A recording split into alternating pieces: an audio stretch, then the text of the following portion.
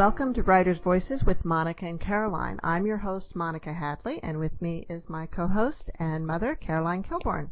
How are you today, hello. Mom? I'm good. And it's a beautiful day to hear. Another beautiful day. It's going to get hot, though, isn't it? Hey, this is Iowa. I can't believe we had 100-degree in May this year. That was just not acceptable. No, it's not. Well, we had two lovely days the first part of this week, though, that were cool and windy, and oh my goodness, it was really something. And it rained last night, so maybe it won't get quite so hot today. I don't think it rained here. Talking about summer, we've got the perfect summer book, don't we? Yes, we do. We do. Summer Hours at the Robbers Library, an interesting title and an interesting book as well. And this book is by Sue Halpern. You want to tell the listeners a little bit about Sue? Okay. Sue is the author most recently of A Dog Walked into a Nursing Home, which I got to read. And her journalism and criticism have appeared in Rolling Stone, The New Yorker, New York Times Magazine, New York Review of Books, and the Condé Nast Traveler, among other publications. She is a scholar in residence at Middlebury College, where she runs the Narrative Journalism Fellowship. She was a Rhodes Scholar and a Guggenheim Fellow, and is married to the writer and activist Bill McKibben. So this is a very, very interesting book, and I highly recommend it. You can't put it down. You really can't. Welcome to Writers' Voices, Sue. Thank you. It's good to be here. Now, tell me a little bit about your career as a writer, because you've written both fiction and nonfiction. Have you crossed the genres quite a bit?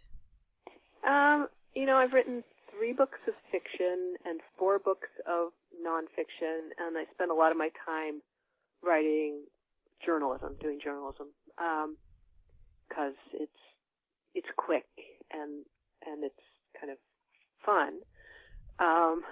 And it's good to work on a deadline as opposed to when you're writing a novel and, time will expand for as long as you need it to expand for, which can be forever. So I like doing both. I find them very different muscles, but really both very, very satisfying and both really hard. Well, as a scholar, what drew you to writing fiction? I started out by writing fiction, and I've always done this kind of dual thing, even when I was in college. So it didn't strike me as being very odd. I think that some people think that it's odd, but a scholar is maybe a little too much. It's like too hoity-toity a term. It's just kind of the term that they give me here at Middlebury College. But it's not like I'm sitting there, writing some incredible two-tome. Okay, but you're a Rhodes Scholar. That's pretty significant. Yeah, fellowship. Come on, this is brainiac stuff. Yeah, there is a certain pointy-headedness to the whole endeavor. I would agree, except that's why journalism and nonfiction writing I find really much more satisfying than, say, academic work. And so I did get a PhD, and I did teach very briefly at a college or two, and then realized I had this revelation one day that I really didn't want to be writing stuff that only a few people would read.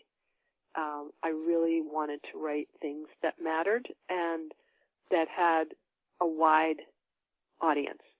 And so that meant not writing, for academic journals, and it meant for writing for popular magazines for the most part.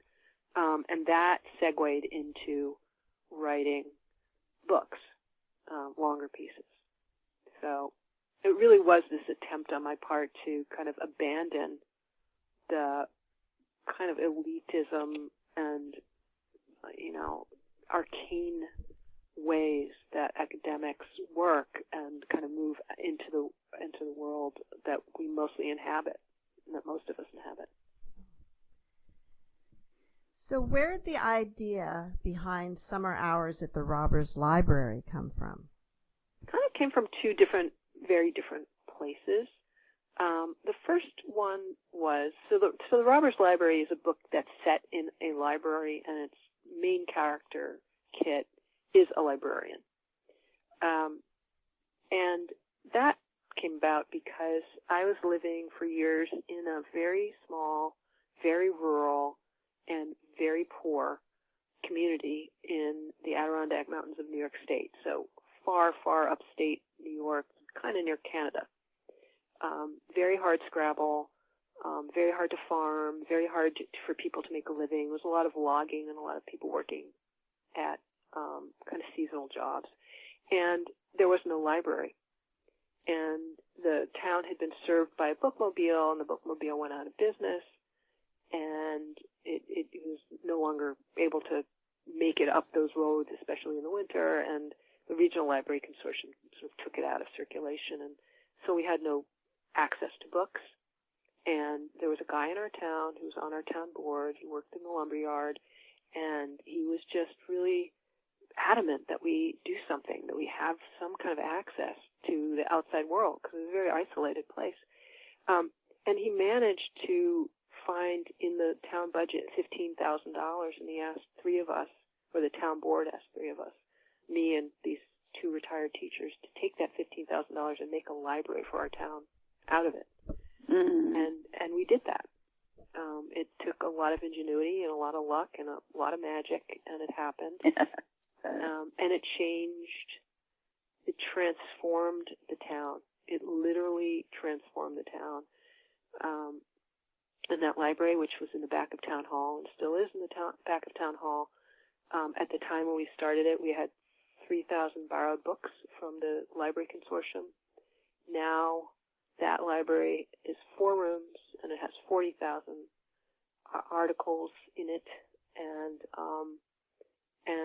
almost everybody in that town has a library card. So there was this sense that libraries were transformative both to communities and to individuals. So that was kind of in my mind.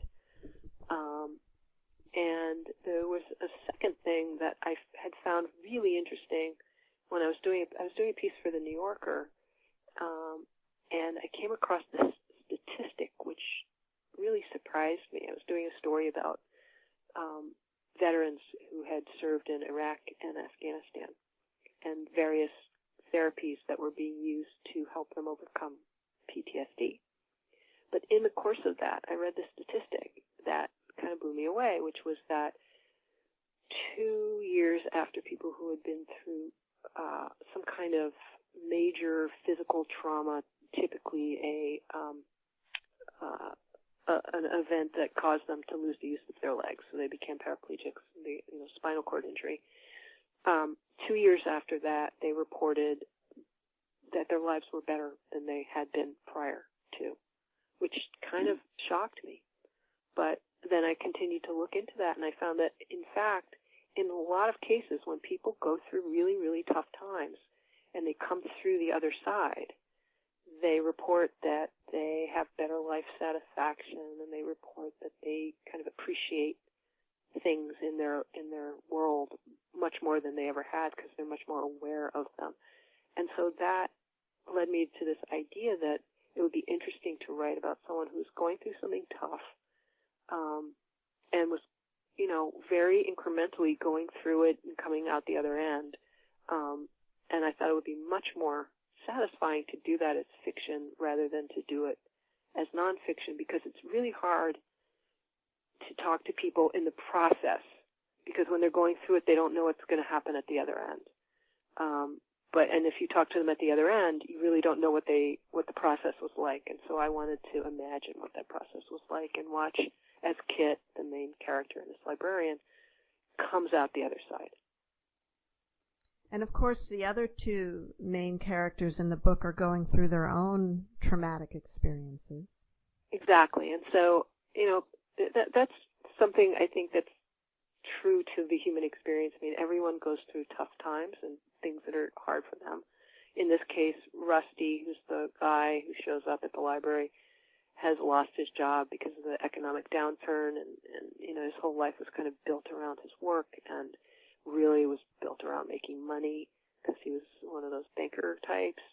And then the third character is this young girl named Sunny, who has grown up kind of off the grid with her hippie parents, and who's really trying to figure out where she belongs, but it's really hard because her parents are so much who they are. And Sunny ends up in the orbit of Kit, and is really the catalyst for Kit getting better, for her coming out of herself. Mm-hmm. Indeed. Did you have the title in mind when you first started doing the plot for this book? No, that is funny that you would say that. I didn't at all, and in fact, I didn't have a title. And I finished the book, and I gave it to my agent, and the agent sold it to my editor, and there was no title, and I honestly think it took almost as long to write the book as it did to come up with a title. It was just a struggle. Two people, so there were three of us kind of in on this, and two people would like an idea and the third one wouldn't, and we were sort of at the point where we really wanted all three of us to be excited about it, and I kind of wanted them to be really excited about it because, they were the ones, particularly my editor, were the ones who were going to have to go out and get other people excited about it. So it was a bit of a slog, and it was kind of hysterical because pretty much every day, I'd get an email from one or the other of them, or I would send them an email like, here's a new idea, and like invariably by the end of the day, they would all be shut down. So, well, what did you call this as you were working on it? You must have had some way that you referred to it. I did. I did. There was a poem that I really like, and it's in the book. It's a poem by Elizabeth Bishop called One Art, and there's a line in there, and it says, lose something every day. And I really like that line. So that's, I would call it that, or I would just say, LSED was sort of how I put it in my folder. But no one liked that. They thought it was like too much of a downer, and the book is kind of funny and sweet, and they just thought, that sort of sounded like, if you read this book, you probably would need some Prozac at the end of it. Well, actually, it was it reminded me of Sunny, because she was a robber, and sort of, and she had to do summer hours, Yeah. So yeah. So that's really funny, because I wasn't really thinking about Sunny when I wrote that title. I was really thinking about the library. But a few weeks ago, the people who are publishing this book in Italy sent over their cover for what it's going to look like when it comes out there, and they changed the title to something like "The Thief in the Library." And I was like, what? Huh? And they were like, well, Sunny is a thief. She's in the library, so it's going to be called The Thief in the Library. And my agent here was like, whoa, that's really weird. And I was like, well, if that's how they read it, more power to them. Yeah. Remind me why this library was referred to as the Robbers Library. So this library is in a town in New Hampshire that was a thriving mill town. I don't know if you guys can sort of imagine this since you're out in Iowa, but in the 18th and 19th century,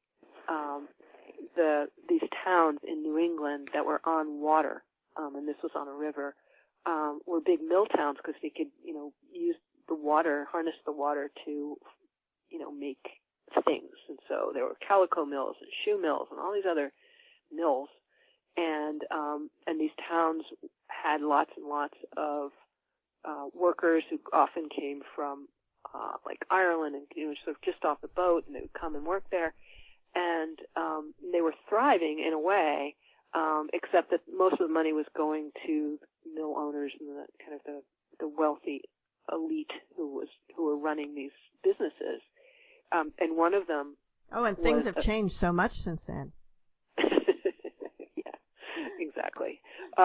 But one of them was a guy who ran a bunch of the mills, and he was a French Canadian, and so his name was Robert was his French Canadian name. But everyone in the town who kind of both loved and hated him called him Robber because it looked like Robber, and yeah, and he had given some money to this library, and so with the idea that it would be named after him, and so it was called the Robert Library until he died, and then they changed it to the name of the town, which is Riverton. So it's the Riverton Public Library, but everyone used to refer to it as the Robbers Library. Oh wow, that you just never know what the history is, do you? Now, is Riverton a real town, or is it? I made it up, but okay. I was thinking of a kind of combination of a bunch of different places. Two really in particular. One is Manchester, New Hampshire, which is actually a big city. But if you drive through Manchester, the Connecticut River goes through it, and you can see all of these abandoned mills from the highway.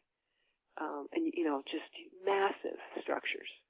So that was kind of in my mind, like what that looks like. And I'd been working on a piece for Smithsonian Magazine, and had spent a couple of days driving around Manchester.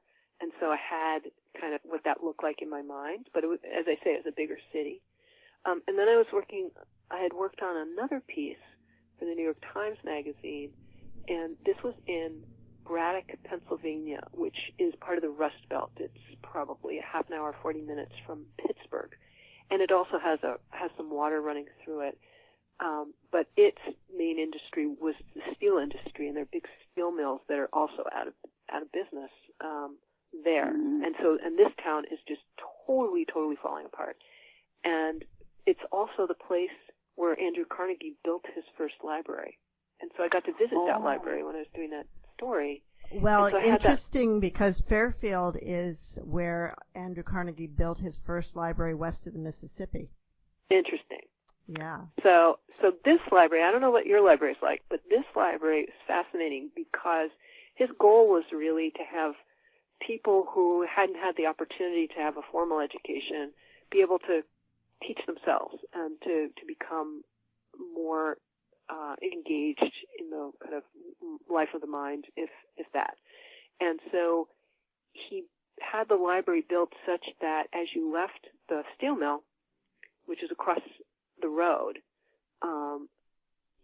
there were tunnels that led from the steel mill to the library under the town, and as you approached the library, there were showers and lockers, and you could take your dirty work clothes off and shower and put on clean clothes and then go up into the library.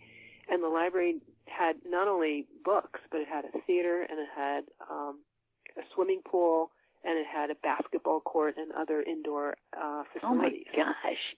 So it was just this idea that, it would kind of be a value to the whole man in this case. I think mostly men were well, our library here didn't have any of that.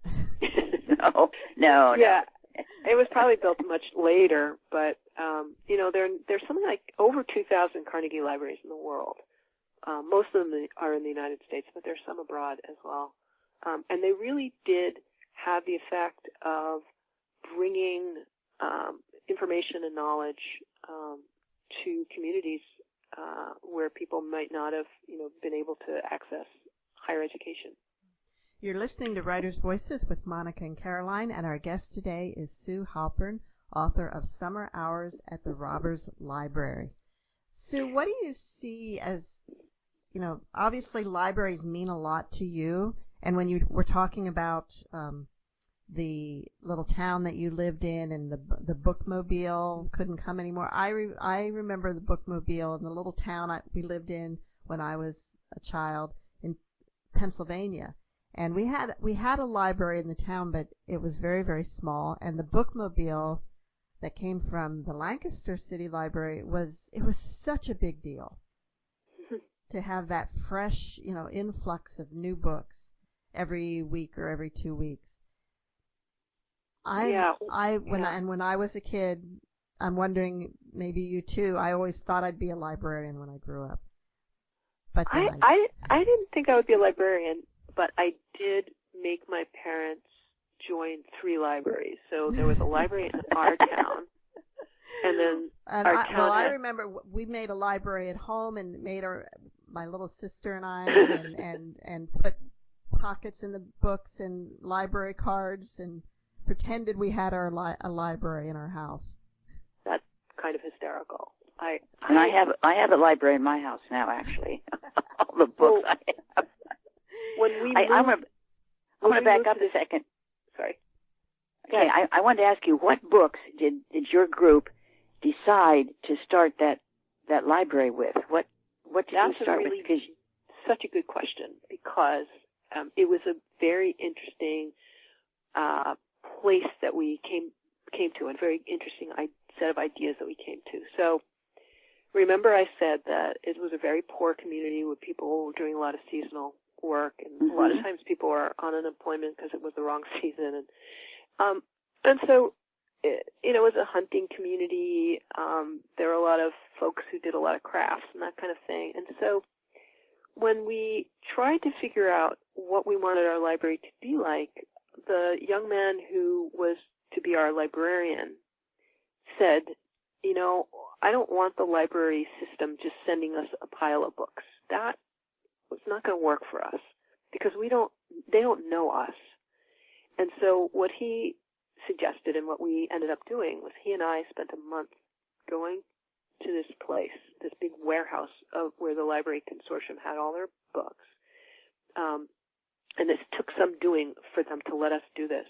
But we hand-picked over 3,000 books that went into our library when it first opened.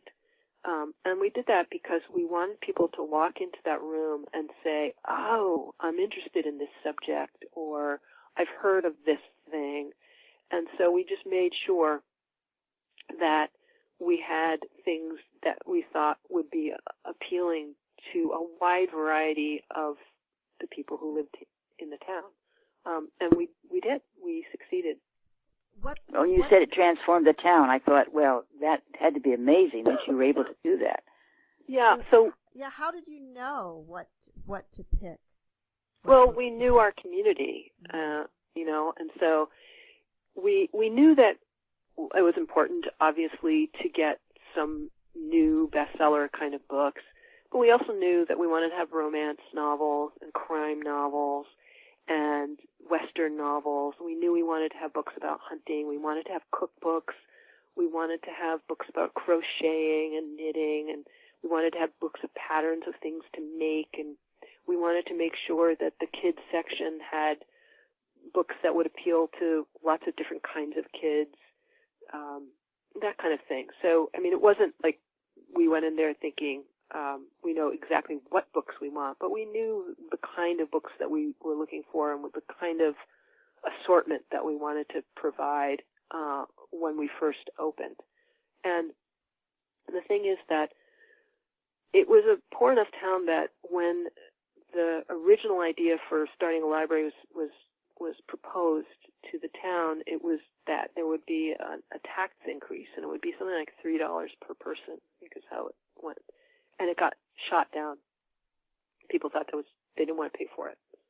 Mm-hmm. And so we knew we had a little bit of an uphill battle to get people in the door.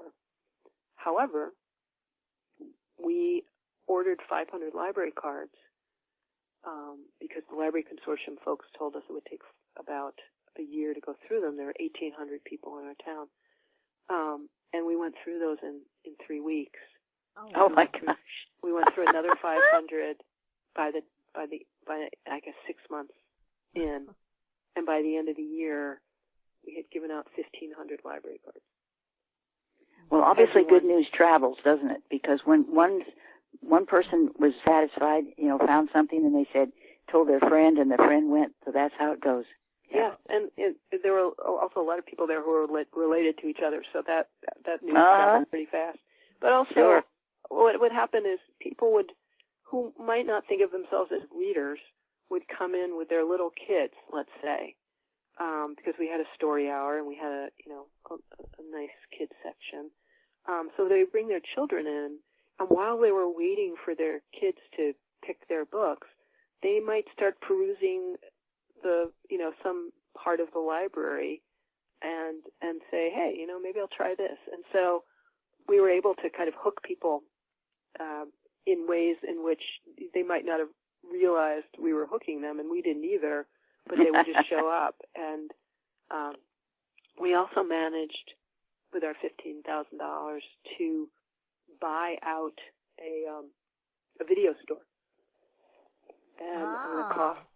Oh boy! Sorry. And so the video store was going out of business and needed to unload all of its VHS tapes. This is in the olden days. And so we were able to buy them very, very cheaply. And so we had a pretty robust video collection. And so that also brought people in who might not think of themselves as readers. But again, there they were. And, their neighbor might say, hey, I just found this really cool book about, house building. You should take a look at it. There's some really cool designs, and things like that. That's how it kind of news traveled. Yeah. Well, in that was summer great. hours at the Robbers Library, some of the characters come for the books, or some of the visitors to the library come for the books, but others come for other reasons. There's almost like a coffee club going on at the library of retired gentlemen, and then there are the people who come to use the computers. How do libraries stay relevant in the day and age where most people, or a lot of people, have access to so much information on their phones or on their laptops? Yeah, I think that one of the things that's happened is people have said, oh, we don't need libraries because, we have the internet. We do have the internet, but it doesn't kind of cover the waterfront.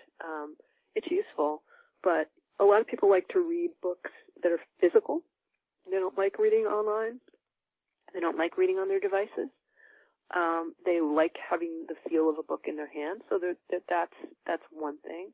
Not everyone has access to the internet, so libraries, particularly in rural communities like the one I came from, or in certain urban areas, provide that service as well. And libraries have adapted in a lot of ways to the current moment. The library that we started not only will let you take out books, they'll let you take out snowshoes. It's a pretty rural, cold, snowy place. It sounds like it's going back to the Carnegie model. Yeah, exactly. So, and that, we're not unusual in that. There are plenty of places that will share things that people might want to use once or twice a year, but they don't want to own or they can't afford to own. So libraries have done that. The other thing is that libraries have always been at the forefront of educating new Americans. People who have just come to this country and want to learn, want to become citizens, and so they need to go to citizenship classes. Those have historically been held at libraries, as have ESL classes, as have adult literacy classes. So those all kind of continue. In the library that I started, there's a knitting club. And there's a book club. And there was a theater group and a play reading group, and that actually moved across the street when a very wealthy summer resident donated the money to build an art center. And that art center was generated essentially by our little library, because he saw what was happening with the library and how popular it was, and he saw this play reading group, and he thought, they need a theater, and so he built one. Oh, wow. So it literally changed the physical landscape of our town. And now in that space there are music concerts from both local musicians and from outside people, and there are art exhibits, and there are plays, and there's a dance group. I mean, there's just all this stuff going on. And it all started because people started reading plays at the library. Wow. That is really interesting. Yeah, it's really exciting. You talked about a knitters group, and you made sure that there were some books about knitting in your first purchase, didn't you? Yes, absolutely. And so we really just tried to figure out who would show up at the library and why would they be there. And that really helped. And once, I remember our neighbor who was, I think at that point, probably in her 80s, she was a big quilter. There's a lot of quilting that goes on in cold places.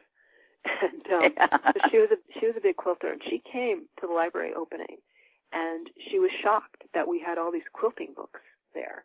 And she took a bunch out, and no doubt she went back to her quilting group. It was like, hey, look what I found. And so then, of course, all the quilting ladies would come, and we could order books from interlibrary loan for them. So, people found out that it wasn't a static thing. It wasn't like we only had these books and a year later we'd still only have those books. That's not how it worked. That's an amazing story. You're listening to Writers' Voices with Monica and Caroline. Our guest today is Sue Halpern, author of Summer Hours at the Robbers Library. Now, this book has an element of mystery. In fact, all three characters, there's some mystery in their lives. Certainly with Kit, there is, to the reader, we don't know what it is that she was running from for a long time. With Sunny, the mystery, she doesn't know. None of us, the readers nor the character know this mystery in her life. Rusty, he's trying to uncover a mystery. So he's investigating something that may be a mystery, but he's really not sure. So did you have all of these sort of plot lines from the very beginning, or did some of them develop as you wrote? I knew what Kit was running from, because I wanted her to come out the other side, with these two other people, these other characters, kind of by her side. So I knew that. I knew Sunny's parents were unusual. I didn't know completely like what they had done to what this mystery was, but I knew there was something there. It wasn't quite there yet. And Rusty, I had to get him out of New York. I had to get him to New Hampshire. There had to be a good reason. And so it was this mystery that you allude to. So I knew about that as well. What I didn't know with Rusty was whether he'd figure it out, whether he would solve that mystery. I knew that Kit would, and I knew that Sunny would kind of grow up. But but with Rusty, I just wasn't sure at the beginning whether he would have a kind of what his revelation would be. And so it was kind of fun to realize what it would be when I finally did. Yeah, Rusty was a bit kind of on a treasure hunt, really. Yes. Yeah. So he had lost everything pretty much in this financial downturn, and he just wasn't able to get another job, which happened to a lot of people. And he really had no other skills other than kind of making money out of money. And so, he was just really down on his luck, and he found this bank book from when his mom had died. And it was, at the time, it was so inconsequential to him because he was making so much money. But now that he had no money, he kind of looked at it and he thought, if I can get this money from this bank that has been in the bank since like 1950, I'll be rich. Or at least I'll be richer than I am right now, which is I have no money. So yes, he goes off looking for the bank and tries wanting to get the money back. And I didn't expect that would be as hard as it turned out to be. It is hard. I mean, I think, the internet does make it a little easier.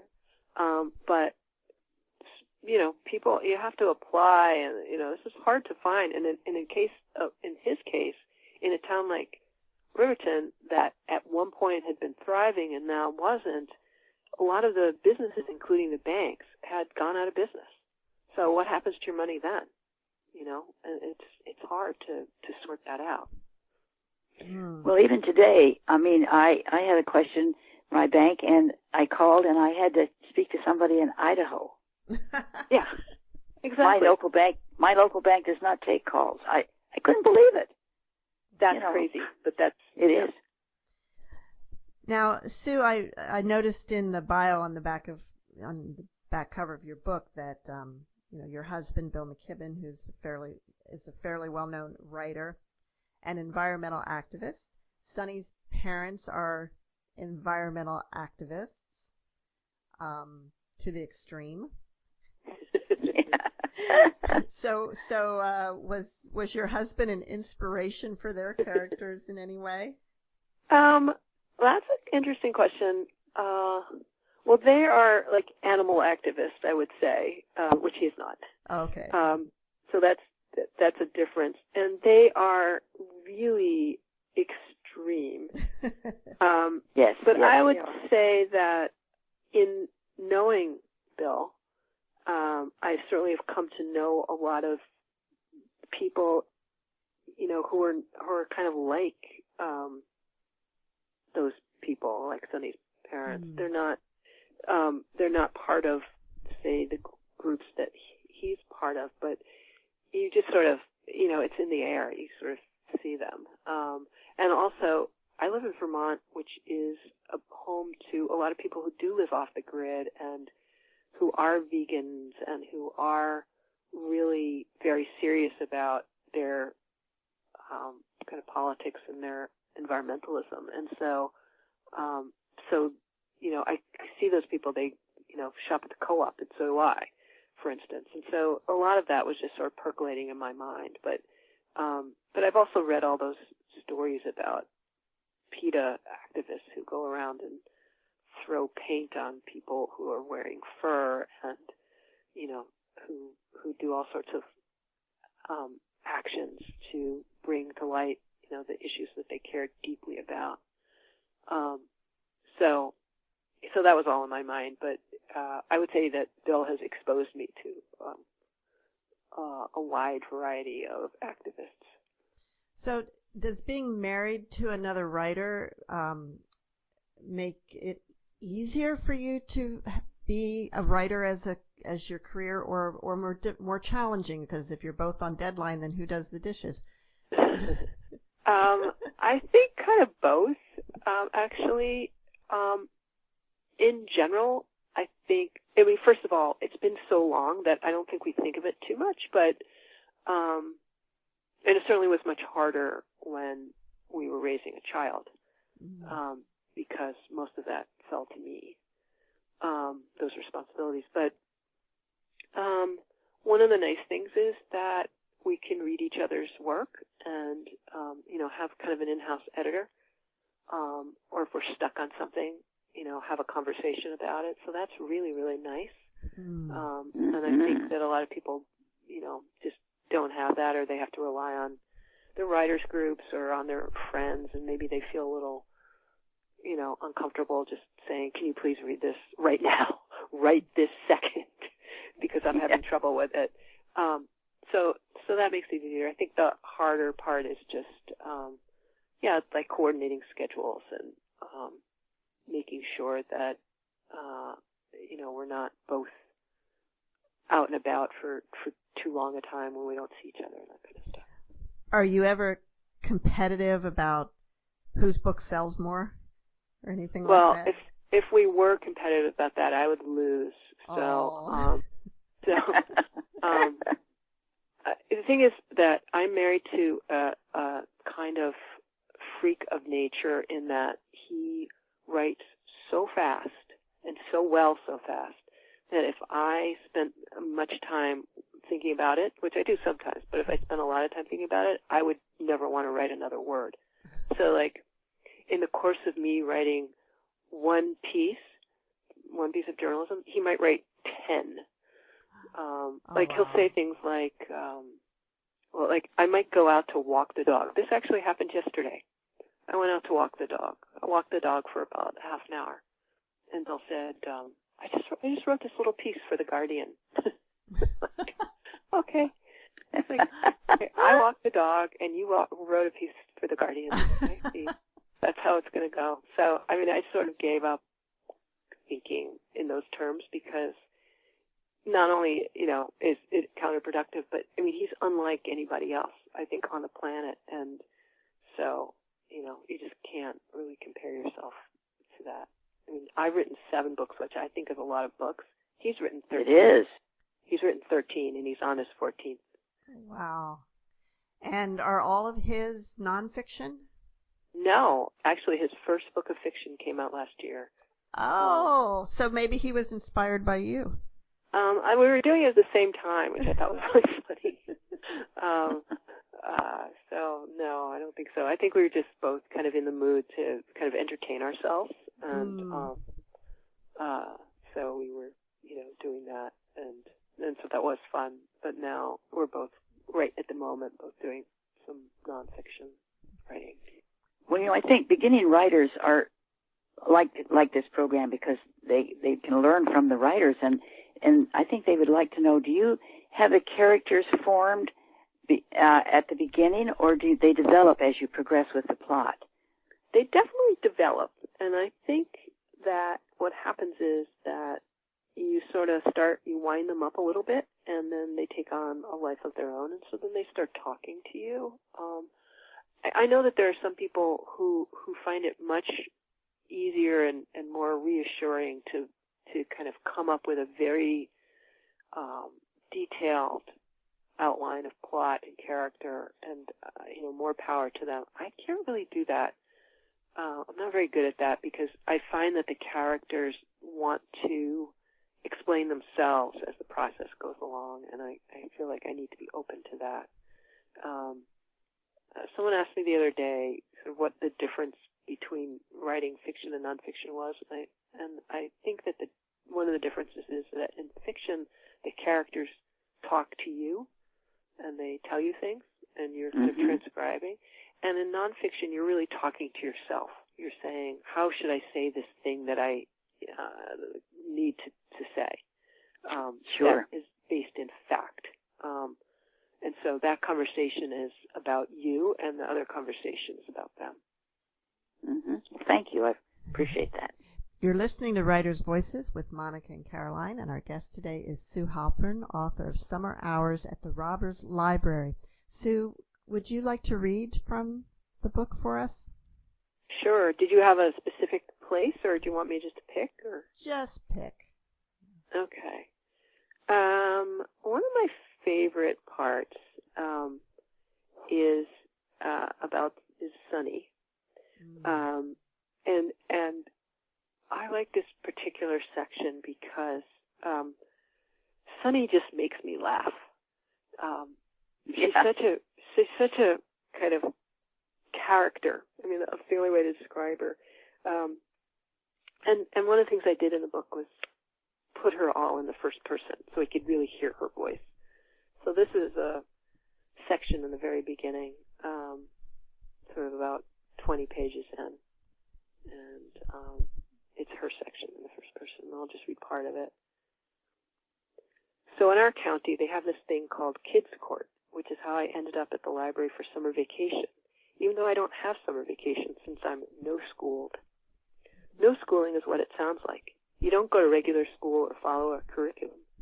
The idea is that the whole world is one big school, and you can learn biology from looking at frogs and worms, you can learn fractions from making pies, and you can learn history from talking to old people.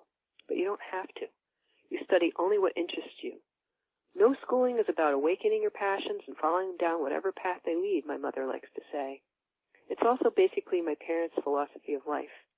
The two of them met at a rainbow gathering, and when it was over, they hitchhiked for a couple of years, crisscrossing North and South America, stopping to barter or do odd jobs when they needed food or cash. Kids' court is a real court with a real judge and a sheriff who yells, "All rise," when the judge walks into the room, though from what I could see, this was less about getting people to stand up and more about the fact that kids' court starts at 6:45 in the morning, so parents can get to work afterward, and everyone is really sleepy.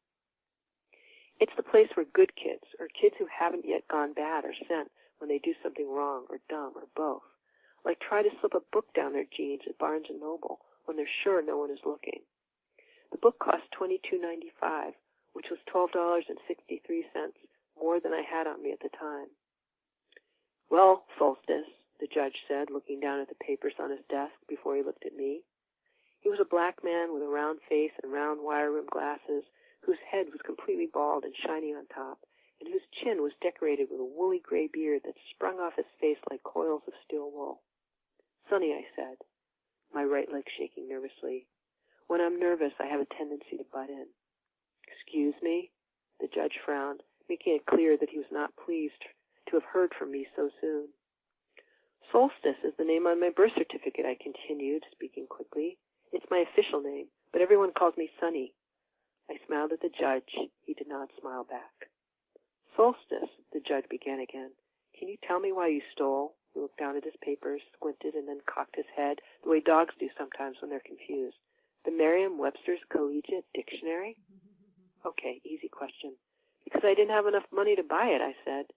People laughed, but I wasn't trying to be funny. I would have bought it if I could. "Order," he growled, and threatened to bang his gavel. "I understand that's why you stole. But why did you steal a dictionary of all things? I've had a lot of thieves in my courtroom, but this is a first." The thing is, I could afford the paperback, but paperbacks don't last. Their pages fall out, and what good is a dictionary that is missing a page now and then? You go to look up a word, and it isn't there, and you can't prove it ever was. The hardback was solid and sturdy, and it was beautiful, with gilt edging, which made the book itself look 24-caratish. Did I say that my mother makes jewelry that she sells at a kiosk in the mall? The same mall where I sucked in my stomach and tried to cram a 532-page book between my belly and the waistband of my jeans? "I'm waiting," the judge said, startling me. "Okay," I said, inhaling deeply. I was tired of always having to ask someone when I didn't know the meaning of a word, like sesquipedalian. "Which means?" the judge said. "That's the thing," I said. "I don't know." That's it. That's, yeah. She was an interesting character. She really was. Yeah, she's got a lot of ideas. Sonny does. And she's not afraid to speak up, which is good. No, because I think she grew up surrounded mostly by adults, and she's an only child, so she's got that kind of adult-ish aspect to her. She's, she has ideas, and she wants to express them, and she's funny. Now, were you sad to leave any of these characters when you were finished writing the book? I was sad to leave them all, although I feel like they're going to be okay, and they're going to, the book ends with them having dinner together, and it's kind of a nice image to leave them at. Yes. Well, they all ended up better than they started. Right, which was the point. Yes, and which I think too often, in books, that doesn't happen, and I really wanted to write something that was positive and would make you feel relatively okay at the end, actually good, and understanding that bad things can happen to people, and yet the spirit that can carry them through them, can leave them, and it's not a better place, definitely an okay place. And that life goes on, and people will find their way. I mean, obviously that's not true for everybody, but I think it's true for a lot of people, and it's a good reminder, when you're going through a tough time, that these little tiny incremental things that happen to you along the way are cumulative, and they help. Right.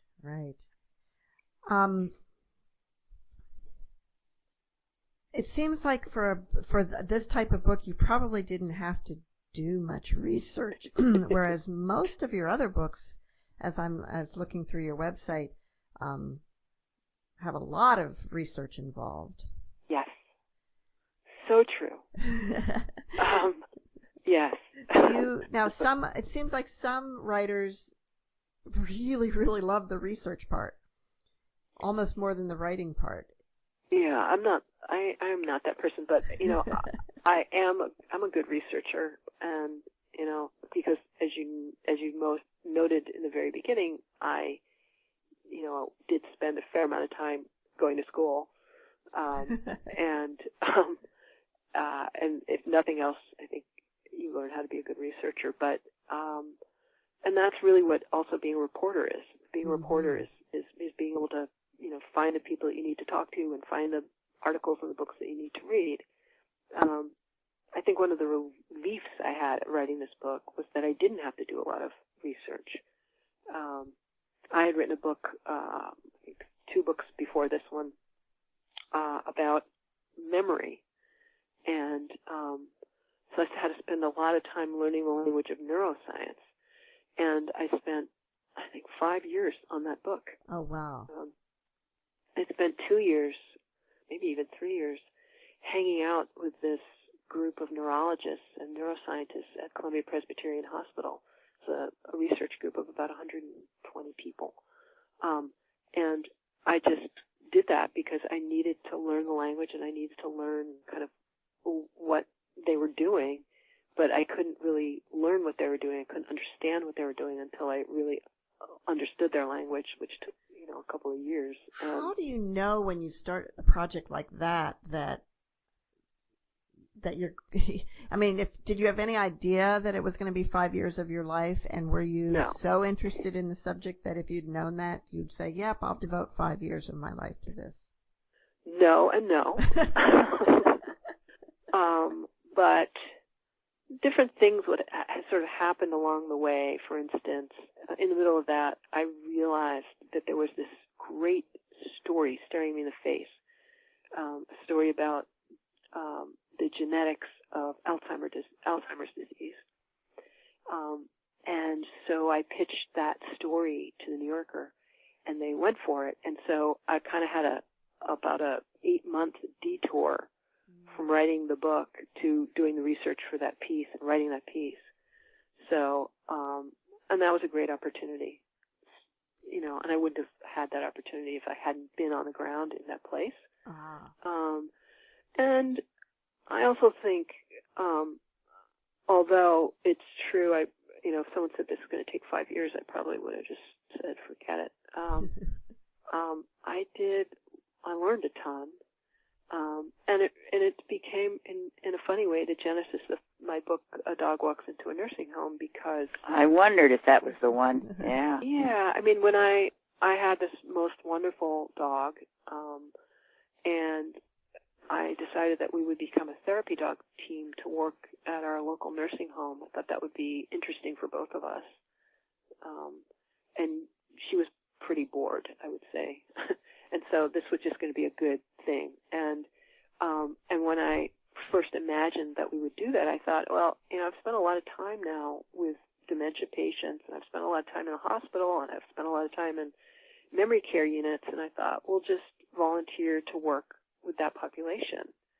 And that was in my mind, because I thought, well, hey, I just wrote this book, and so I'm kind of like a little bit of an expert, and of course they're going to want us. And, I had all these fantasies about how this was going to go, and they were all dashed when I was told that they didn't need anyone at the memory care unit. They needed someone to work with the general population of the nursing home, and that freaked me out a little bit. and it turned out to be a truly great experience that we had for 7 years. And a book came out of that. But when you started, did you think, oh, I'm going to do this and write a book about it? I didn't, because I couldn't figure out. I mean, I certainly my reporter's nose was twitching when I went there, because I thought, I wonder if there is a book to be written here. But it took about a couple of years when I was there to sort of figure out what that book might be. And it certainly wasn't the book I would have imagined going into it. But when I did go, after a certain point of being there for a little while, things were so interesting to me that I did take notes. I would write stuff down after I left, the conversations that I'd had with people, things that happened, things the dog did, interactions people had with the dog. So I had all of those notes. I had, probably 30,000 words of notes or something after a couple of years. Wow. So that helped. It helped when the writer, the reporter is always on. I think so. Yeah. I think so. And I mean, it's easy to be lazy, but I did think, but I had this like mess of notes, but they were just a mess of notes. They didn't really mean anything. Like I didn't know how to structure that or make it a book or make it interesting or anything like that. So that was the hard part. Having the raw material was useful because I could go back and consult with it. And that is actually something really I found interesting. Like people, we always think we're going to remember the details of things, and we never do. Almost never. And so writing Isn't that the truth? Last night I put something somewhere, and I'm like, I'm going to remember where I put this, and now I'm thinking, I better take a picture of it on my phone. Yes, exactly, which is a great thing. But we just don't remember, and so writing things down. I remember when I was working on this story for the New Yorker, and remember I said it, it was like the reporting was like over probably about 8 months, and one of the things I had done was go to the Dominican Republic with this research group, and we were there for about a week. And in the course of that, I was helping them, not only doing my work, but sort of helping them as I could. But we had visited this man who had very severe dementia, and in his house, and I had forgotten this. What I thought was just such an interesting detail when I went back and looked at my notebook later, that he was lying in this house that was one room with a corrugated steel roof, and pretty lowly and domicile. He had smiley face sheets on his bed. Oh. And it was just such a great image, and I had totally forgotten it. Wow. Well, we're out of time, unfortunately, because this has been such a great conversation. And it has. And I'd love to keep going. But, Mom, do you have some final words for us? Oh, gosh, you know what? I had on page 324 of the book, I had put an asterisk on something I wanted to quote. Okay, well, I can read it since I'm the you one look holding that the up book. because, 324. There's quotes throughout here. But this is actually from the text of the book. Yeah. Everyone's life is an unfolding story, and all stories have good guys and bad guys, and all stories have conflicts and resolutions, and all stories, if they're interesting, have drama. Right. I thought that was perfect for this book. So we will end there and see you all next week on Writers' Voices. Thank you, guys. Thank you so much for being with us, Sue. This was really fun. It was great.